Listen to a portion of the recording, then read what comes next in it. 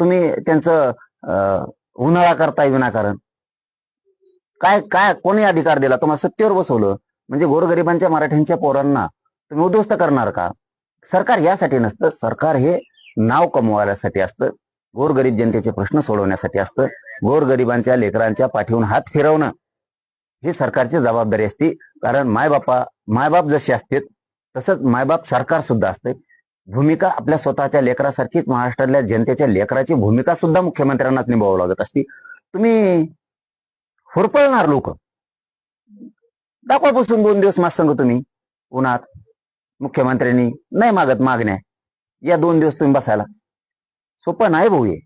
मी माझ्या समाजाच्या लेकरासाठी मी हे उन्हात अनात हे खूप तळपतं ऊन आहे. हे ऊन साधं नाहीये.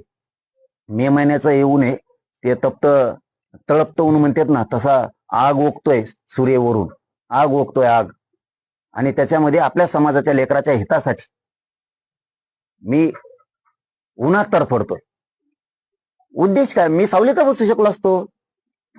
मी कुठेही फॅन मंडप देऊन मी ते काय म्हणते त्याला कूलर लावून बसलो असतो. का भाजून घेतोय मला? मी माझ्या समाजाच्या लेकरा बाळाचं लेकी बाळींचं वाटोळं होऊ नये म्हणून उन्हाताना स्वतःला भाजून घेतोय ना. सरकारला हे कळत नाहीये का? इतक्या वेदना आहेत मराठा समाजाच्या, मुख्यमंत्र्यांना हे कळत नाही का? की चला रे, किती दिवस आपण अडवायचं या मराठा समाजाला? किती दिवस या मराठा समाजाची अडवणूक करायची आपण? एकदा तरी त्या मराठा समाजाच्या गोरगरिबांच्या लेकराच्या, श्रीमंताचा ठीक आहे मराठ्याचा, गरीबाच्या लेकराच्या एकदा भावना जाणून घेऊ आपण. त्यांच्या कल्याणासाठी सरकार म्हणून झटू. का म्हणू नये मुख्यमंत्र्यांनी? उठलं सुटलं हल्ले, उठलं सुटलं आंदोलन मोडून टाकणं, एवढ्या सोप्या गोष्टी नाहीत त्या.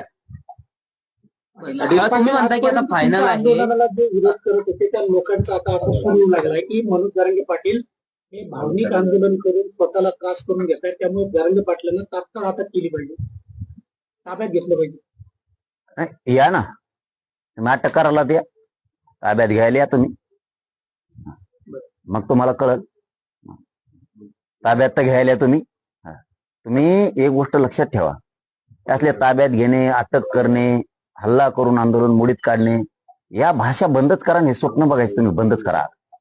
पाटील, तुम्हाला मन कसं जिंकत आहे ते, तुम्हाला गोरगरिबांचे मन कसे जिंकत येते, त्यांच्या लेकरा बाळांना किती मोठं करता येईल, गोरगरिबांच्या लेकरा बाळासाठी काय सुविधा देता येतात, आणि मनावर राज्य करा. मग दादागिरी फंदागिरीच्या भानगडात माया संग तरी पडू नका तुम्ही. फडणवीसांना टार्गेट करण्यासाठी तुमचं आंदोलन आहे असते. भाजपचे अध्यक्ष आहेत मुंबईचे अमित साटम आमदार पण आहेत. आता हे कोण आहे साटम मध्येच कोण आलाय? भाजपचे आमदार साटम. साटम नवीनच आला हो आता.